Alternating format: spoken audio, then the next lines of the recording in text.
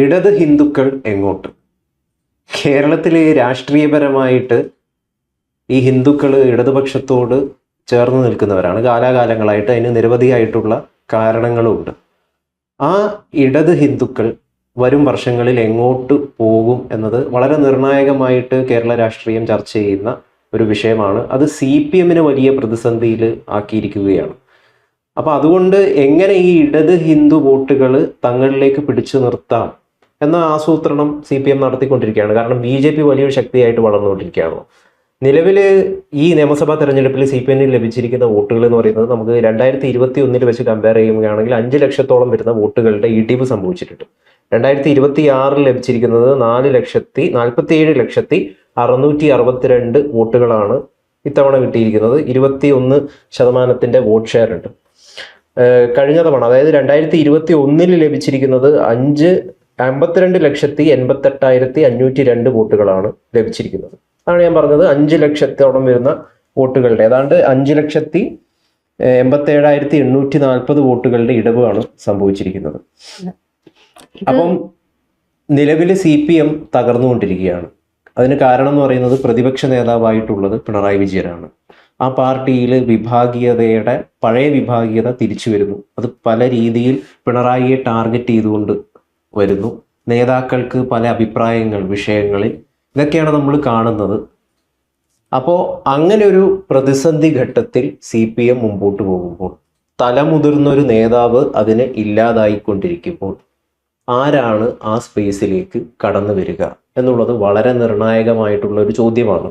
അതിനുള്ള ഉത്തരമാണ് മിഷൻ 2029 എന്ന് പറഞ്ഞുകൊണ്ട് ഇപ്പോൾ BJP പ്രഖ്യാപിച്ചിരിക്കുന്ന ഒരു മിഷൻ എന്ന് തന്നെയാണ് തോന്നുന്നത്. മിഷൻ 2029 അത് നേരത്തെ തന്നെ BJP പ്രഖ്യാപിച്ചു. മിഷൻ 2022 പ്രധാന ലക്ഷ്യം എന്ന് പറയുന്നത് 2029 അതായത് 30 ലക്ഷത്തിൽ കൂടുതൽ വോട്ടുകൾ കേരള സംസ്ഥാനത്ത് BJPക്ക് ലഭിക്കുക, ഒന്നിൽ കൂടുതൽ സീറ്റുകളെങ്കിലും ലഭിക്കുക എന്നുള്ളതാണ് അതിൻ്റെ പ്രധാന ലക്ഷ്യം എന്ന് പറയുന്നത്.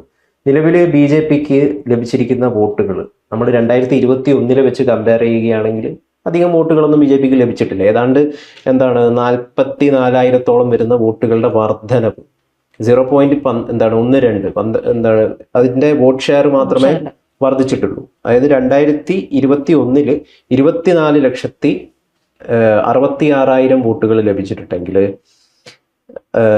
നിലവിൽ 2026 24,02,000 വോട്ടുകളാണ് ലഭിച്ചിരിക്കുന്നത്. അപ്പോൾ അത്തരത്തിലുള്ള ചെറിയ വർധനവ് മാത്രമാണ്. ഇതിനെയാണ് 30 ലക്ഷത്തിലേക്ക് എത്തിക്കണമെന്ന് ആഗ്രഹിക്കുന്നത്. അതായത് അറൗണ്ട് 5,30,000 വരുന്ന വോട്ടുകളുടെ വർധനവ് ഉണ്ടെങ്കിൽ മാത്രമേ ഇത് സംഭവിക്കുകയുള്ളൂ. ഇതെങ്ങനെ സംഭവിക്കും? ഇതെങ്ങനെ സംഭവിക്കാൻ പറ്റും? എവിടെ നിന്നൊക്കെ അവർക്ക് വോട്ട് നേടാൻ പറ്റും? പ്രധാനമായിട്ടും LDFന്റെ ബ്ലോക്കാണ്, CPM ബ്ലോക്കുകളാണ് ടാർഗറ്റ് ചെയ്തിരിക്കുന്നത്. അതുകൊണ്ടാണ് ഈ മിഷൻ 2029 തന്നെ വളരെ വ്യക്തമായിട്ട് രേഖപ്പെടുത്തിയിരിക്കുന്നു, ചുവപ്പ് കോട്ടകളെ കാവിവൽക്കരിക്കുക എന്നുള്ളതാണ് ഏറ്റവും പ്രധാനപ്പെട്ടിട്ടുള്ള അജണ്ട. അതിനായിട്ടുള്ള ക്യാമ്പയിനുകൾ നടന്നുകൊണ്ടിരിക്കുകയാണ്. പല രീതിയിലുള്ള പഠന ക്ലാസ്സുകൾ, അതോടൊപ്പം തന്നെ എക്സാമുകൾ നടത്തി നേതൃനിരയിലേക്ക് മികച്ച രീതിയിലുള്ള മിടുക്കരായിട്ടുള്ള നേതാക്കളെ കൊണ്ടുവരിക, ഈ ആസൂത്രണമൊക്കെ അവർ നടത്തുകയാണ്. അപ്പൊ ഏറ്റവും പ്രധാന ലക്ഷ്യം എന്ന് പറയുന്നത് ചുവപ്പ് കോട്ടകളെ കാവിക്കോട്ടകളാക്കുക എന്നുള്ളതാണ്. എങ്ങനെയാണ് യഥാർത്ഥത്തിൽ ചുവപ്പ് കോട്ടകളെ കാവിക്കോട്ടകളാക്കുക? ഉറപ്പായിട്ടും അവർ ലക്ഷ്യം വെച്ചിരിക്കുന്നത് കൃത്യമായ മാസ്റ്റർ പ്ലാനോട് കൂടി തന്നെയാണ് അവർ ഓരോ ചുവടും മുന്നോട്ട് വെക്കുന്നത്. അത് ആദ്യം മുതലേ അറിയാം. അവരുടെ ഓരോ സ്റ്റെപ്പും കറക്റ്റായിരുന്നു. ഇപ്രാവശ്യം നിയമസഭയിലേക്ക് 3 പേരെ കൊണ്ടുവരാൻ പറ്റി. അടുത്ത തവണയിലേക്ക് വരുമ്പോൾ അവരെല്ലാ കാര്യങ്ങളിലും കൃത്യമായ ചുവടുകളുണ്ട്, കൃത്യമായ പഠന സാമഗ്രികൾ വെച്ചിട്ടാണ് അവർ ഓരോ കാര്യങ്ങളും മുന്നോട്ട് കൊണ്ടുപോകുന്നത്. ഇപ്പോൾ കഴിഞ്ഞ ദിവസം ശ്രീമാൻ തോമസ് ഐസക് അദ്ദേഹം കർഷകനാഥം മാഗസിനിൽ എഴുതിയൊരു ചെറിയൊരു കുറിപ്പിൽ അദ്ദേഹം എങ്ങനെ LDF തോറ്റു അത്തരത്തിലൊരു വിശകലനം അദ്ദേഹം കൊടുക്കുന്നുണ്ട്. LDF തോൽക്കുന്നതിന്റെ പ്രധാന കാരണമായിട്ട് അദ്ദേഹം പറഞ്ഞത് ഈ പറയുന്ന തൊഴിലാളി വർഗം ഇല്ലാണ്ടായി. അതായത് CPM മൊത്തം മുതലാളിമാരാണ്. അപ്പൊ തൊഴിലാളി വർഗങ്ങളുടെ ഒരു സപ്പോർട്ട് ഇല്ലാണ്ടായി. അതിനൊപ്പം തന്നെ അദ്ദേഹം പറഞ്ഞു വെക്കുന്ന മറ്റൊരു കാര്യമുണ്ട്, ന്യൂനപക്ഷ വോട്ടുകൾ കൊണ്ടാണ് UDF ജയിച്ചത് എന്ന തരത്തിലേക്ക് ഒരു കണക്ക് മുന്നോട്ട് വെക്കുന്നുണ്ട്. അതിൽ ഇത്ര ശതമാനം ക്രിസ്ത്യൻ വോട്ടുകൾ, ഇത്ര ശതമാനം മുസ്ലിം വോട്ടുകളൊക്കെ ഇത്തരത്തിൽ മറിഞ്ഞു പോയി എന്നുള്ളത്. പക്ഷെ അവിടെയും പറയാത്ത ഹിന്ദു വോട്ടുകൾ ആരുടെ ഒപ്പം എന്നുള്ളൊരു ചോദ്യം മാറ്റി വെക്കുന്നുണ്ട്. ഇപ്പോൾ ഹരിപ്പാട് മുതൽ ഇങ്ങോട്ട് എടുത്ത് നോക്കിക്കഴിഞ്ഞാൽ അവിടത്തെയൊക്കെ ഹിന്ദു വോട്ടുകളുടെ ഒരു തൂക്കം നമുക്കറിയാം. ആ കാര്യങ്ങളും കൂടെ ചുവപ്പ് കോട്ട എന്ന് പറഞ്ഞാൽ കണ്ണൂര് മാത്രമല്ല, ഹരിപ്പാട് ഉൾപ്പെടെയുള്ള ആലപ്പുഴ, കോട്ടയം ഒക്കെ ചുവപ്പ് കോട്ടയായിരുന്ന ഒരു സ്ഥലമാണ്. അപ്പൊ അവിടെയൊക്കെ മാറ്റി പോകുന്ന ഹിന്ദു വോട്ടുകളെ മറച്ചു വെച്ചുകൊണ്ടാണ് തോമസ് ഐസക് ഈ ഒരു കണക്ക് വെച്ചിരിക്കുന്നത്. പക്ഷെ അദ്ദേഹത്തിന് പോലും അറിയാം എവിടെ നിന്നാണ് വലിയ ചോർച്ച സംഭവിക്കാൻ പോണേന്നുള്ളത്. ബുദ്ധിജീവിയാണല്ലോ, CPM-ലെ ബുദ്ധിജീവിയാണ് തോമസ് ഐസക്. അദ്ദേഹത്തിന് പോലും കൃത്യമായി മനസ്സിലായി കഴിഞ്ഞു 2029 എന്ന് പറയുന്നത് അത്ര നിസ്സാരമായിട്ടുള്ള ഒരു കാര്യമല്ല എന്നുള്ളത്. ഇപ്പം നികേഷ് കുമാറും അത് പറയുകയൊക്കെ ചെയ്തിട്ടുണ്ടായി, BJP വലിയ വളർച്ച 2029 നേടും, നമ്മൾ ഇങ്ങനെ തന്നെയാണ് പോകുന്നതെങ്കിൽ. VD സതീശൻ മുഖ്യമന്ത്രി കഴിഞ്ഞ ദിവസം അത് പറയുകയുണ്ടായി. അത് പറഞ്ഞത് വേറൊരു രീതിയിലാണ്. ഇടതുപക്ഷം ഇല്ലെങ്കിൽ ആ സ്പേസ് കവർന്നെടുക്കാൻ പോകുന്നത് സംഘപരിവാർ ശക്തികളാണ്. അപ്പം BJP-യുടെ വളർച്ചയ്ക്ക് സഹായകരമാകുന്ന ഏറ്റവും വലിയ എലിമെന്റ് എന്ന് പറയുന്നത് പിണറായി വിജയനാണ്. ഉറപ്പായിട്ടും നിയമസഭയിൽ ഒന്നെടുത്ത് വെച്ച് നോക്കിയാൽ തന്നെ അറിയാം, കരുത്തനായ ഒരു പ്രതിപക്ഷ നേതാവ് പോലും ഇല്ലാണ്ട് അവിടെ വരുന്ന ഒരു സൈലൻസ് ഉണ്ട്. ഇപ്പൊ കഴിഞ്ഞ തവണകളിൽ നമുക്ക് എടുത്ത് നോക്കിയാൽ അറിയാം, VD സതീശൻ അപ്പുറത്ത് നിൽക്കുമ്പോൾ ഇവരുടെ അംഗബലമല്ലായിരുന്നു, അപ്പുറത്ത് ഏതെങ്കിലും ഒരുത്തനെ തൊട്ടാ ചാടി വീഴാൻ VD സതീശൻ എന്ന് പറയുന്ന ഒരു പ്രതിപക്ഷ നേതാവ് ഉണ്ടായിരുന്നു, ശക്തമായി പോരാടാനുണ്ടായിരുന്നു. അതെ. പക്ഷെ ഇപ്പുറത്ത് ബാലഗോപാലിനെ വിളിച്ച് പറയേണ്ടി വരികയാണ് എന്തെങ്കിലും ഒന്നും ഉണ്ട് എന്ന്.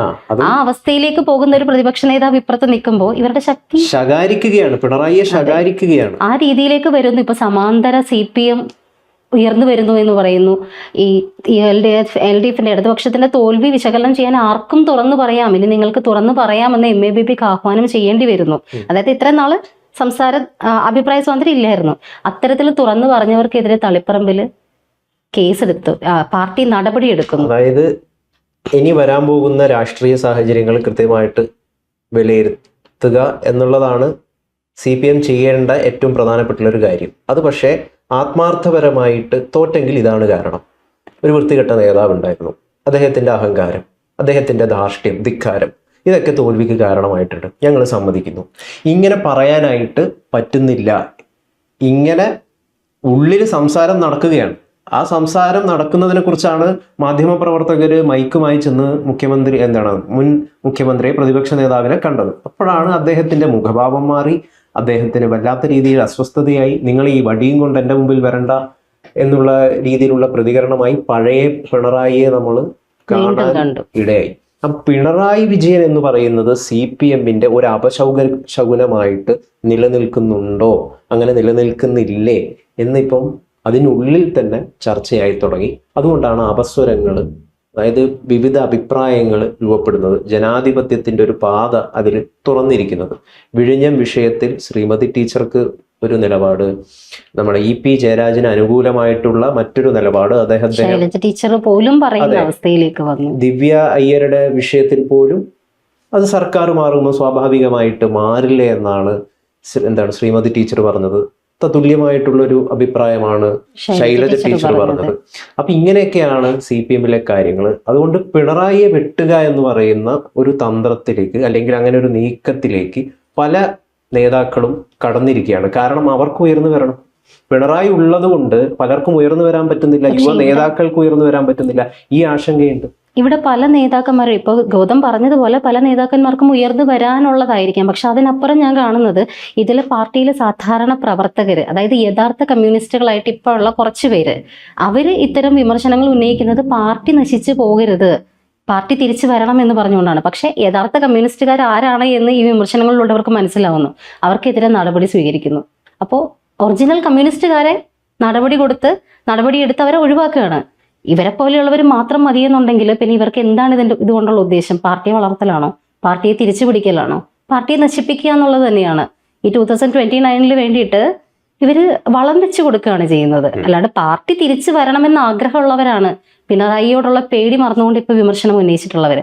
അവർക്കൊക്കെ എതിരെ നടപടിയെടുത്ത് പുറത്താക്കുക എന്ന് പറയുമ്പോൾ ഈ പാർട്ടി പിന്നെ എങ്ങനെയാണ് ഉണ്ടാവുന്നത്? അപ്പൊ 30 ലക്ഷത്തിലേക്ക് BJP 2029 എങ്ങനെ കടക്കും? എവിടെ നിന്ന് വോട്ട് വാങ്ങും? ഞാൻ തുടക്കത്തിൽ പറഞ്ഞ പോലെ തന്നെ കേരളത്തിലെ ബഹുഭൂരിപക്ഷം വരുന്ന ഹിന്ദുക്കളും രാഷ്ട്രീയപരമായിട്ട് LDF-ന്, CPM-ന് അനുകൂലമായിട്ട് വോട്ട് ചെയ്തവരാണ്, ചിന്തിച്ചവരാണ്. ഇടതുപക്ഷ ചേരിയിൽ നിന്ന് ചിന്തിച്ചവരാണ്. ആ ഇടതുപക്ഷ ചേരിയിൽ നിന്ന് ചിന്തിക്കുന്ന ബഹുഭൂരിപക്ഷം ഹിന്ദുക്കളെയും BJP-യുടെ പാളയത്തിലേക്ക് കൊണ്ടെത്തിക്കാൻ പറ്റുമോ എന്നുള്ളതാണ് ഏറ്റവും പ്രധാനപ്പെട്ടുള്ള ചോദ്യം. അങ്ങനെ എത്തിക്കാനായിട്ട് അവർക്ക് ഉത്തരേന്ത്യയിൽ ചെയ്ത പോലുള്ള പ്രവർത്തികൾ, സ്ട്രാറ്റജികൾ ഇവിടെ പയറ്റി കഴിഞ്ഞു കഴിഞ്ഞാൽ ഒരിക്കലും നടക്കില്ല എന്ന് നിലവിൽ BJP സംസ്ഥാന നേതൃത്വം മനസ്സിലാക്കി കഴിഞ്ഞു. സോഷ്യൽ വെൽഫെയറിന്, സാമൂഹിക നീതിക്ക് ഒക്കെ പേരുകേട്ട സംസ്ഥാനമാണ് കേരളം. വിദ്യാഭ്യാസ മേഖലയിലായിക്കോട്ടെ, ആരോഗ്യ മേഖലയിലായിക്കോട്ടെ, മതപരമായിട്ടുള്ള മറ്റ് അസ്വാരസ്യങ്ങളില്ല. വിവിധ മതത്തിലുള്ള, വിവിധ ജാതിയിലുള്ള ആളുകൾ വളരെ സൗഹാർദ്ദപൂർവ്വം ജീവിച്ചു പോകുന്ന ഒരു നാടാണ് കേരളം എന്ന് പറയുന്നത്. കേരളത്തിലെ ഏറ്റവും വലിയ ഇടതുപക്ഷ ആചാര്യൻ ആരാണെന്ന് ചോദിച്ചു കഴിഞ്ഞാൽ ഞാൻ പറയും അത് ശ്രീനാരായണ ഗുരുവാണ്. ശ്രീനാരായണ ഗുരുവാണ് കേരളത്തിലെ യഥാർത്ഥത്തിലുള്ള ഇടതുപക്ഷക്കാരൻ. ആ ഇടതുപക്ഷത്തിൻ്റെ മനസ്സാണ് ഈ കുറേയധികം കേരളത്തിൻ്റെ ഒരു സോഷ്യൽ ഫാബ്രിക് എന്ന് പറയുന്നത്.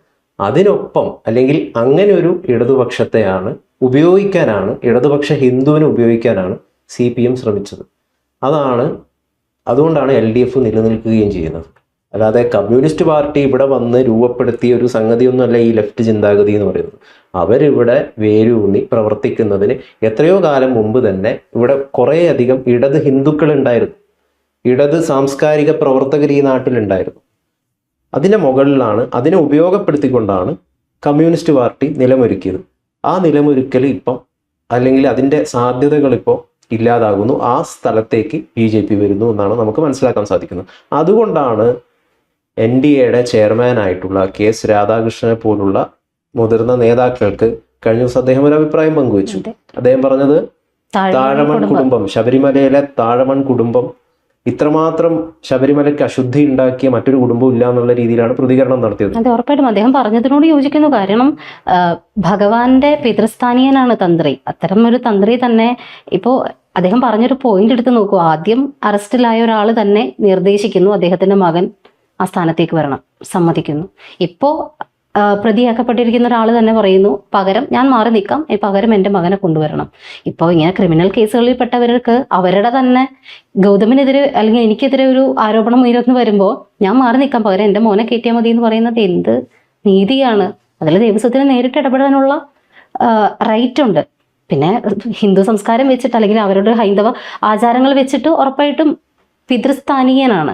പിതാവ് തന്നെ കളങ്കമുണ്ടാക്കിയ സ്ഥലത്ത് നിന്നും മാറി നിൽക്കുക എന്ന് പറയുന്നത് സാമാന്യ മര്യാദയാണ്. രാധാകൃഷ്ണൻ സാറിന്റെ ആ ഒരു അഭിപ്രായത്തോട് യോജിക്കുകയാണ്. കാരണം എന്താന്ന് വെച്ച് കഴിഞ്ഞാല് അത്തരത്തിലുള്ള അനീതികൾക്കെതിരെ അതിപ്പോ സ്വന്തം പാർട്ടിയിലെയോ അല്ലെങ്കിൽ സ്വന്തം മതത്തിലെ ആൾക്കാർ ചെയ്താൽ പോലും ശബ്ദിക്കുക എന്ന് പറയുന്ന ഒരു പോസിറ്റീവായിട്ടുള്ള ഒരു കാര്യം അദ്ദേഹം ചെയ്തു എന്നുള്ളതാണ് ഏറ്റവും ആദ്യത്തെ കാര്യം.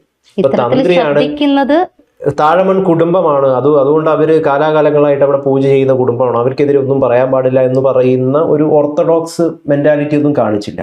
കൃത്യമായിട്ട് പുതിയ കാലത്തിനനുസരിച്ച് പുതിയ മാറ്റങ്ങൾ വരണം. അദ്ദേഹം തന്നെ പറഞ്ഞൊരു കാര്യമുണ്ട്, തന്ത്രവിദ്യയും മറ്റ് അനുഷ്ഠാന കാര്യങ്ങളൊക്കെ പഠിക്കുകയാണെങ്കിൽ ആർക്കും അവിടെ പൂജ ചെയ്യാൻ പറ്റുന്ന ഒരു സാഹചര്യം രൂപപ്പെടണം എന്നുള്ള രീതിയിലാണ് അദ്ദേഹം കഴിഞ്ഞ ദിവസം കുറിപ്പ് പങ്കുവെച്ചത്. അതായത് നിങ്ങൾ ജാതിപരമായിട്ട് അല്ലെങ്കിൽ ജനനപരമായിട്ട് ബ്രാഹ്മണനല്ലെങ്കിലും ആ തന്ത്രവിദ്യയും മറ്റ് അനുഷ്ഠാന കാര്യങ്ങളും പഠിക്കുകയാണെങ്കിൽ നിങ്ങൾക്കും ഒരു അമ്പലത്തിൽ പൂജാരിയാകാം, മേൽശാന്തിയാകാം എന്ന് പറയുന്ന രീതിയിലുള്ള ഒരു സാമൂഹിക വ്യവസ്ഥ യഥാർത്ഥത്തിൽ കേരളത്തിൽ രൂപപ്പെടണം. അതിനു വേണ്ടിയിട്ട് BJP ശബ്ദമുയർത്തുമോ? ഇവിടുത്തെ തൊഴിലാളികൾക്ക് വേണ്ടിയിട്ട് BJP ശബ്ദമുയർത്തുമോ? ഇവിടുത്തെ സാധാരണക്കാരൻ്റെ ജനകീയ വിഷയങ്ങൾക്കായിട്ട് BJP ശബ്ദമുയർത്തുമോ? തുപ്പൽ ബിരിയാണി മാറ്റിവെച്ച് അല്ലെങ്കിൽ മറ്റ് ലവ് ജിഹാദും മതപരമായിട്ടുള്ള സംഘർഷങ്ങളൊക്കെ ഉണ്ടല്ലോ, ഇതിൽ കുത്തിത്തിരിപ്പുണ്ടാക്കി വിളവെടുക്കുന്നതിന് പകരം ഇത്തരത്തിലുള്ള കുറേയധികം ഘടകങ്ങൾ കേരളത്തിലുണ്ട്. കലാമേഖലയുമായി ബന്ധപ്പെട്ടിട്ട് നിലനിൽക്കുന്ന കുറേയധികം കാര്യങ്ങളുണ്ട്.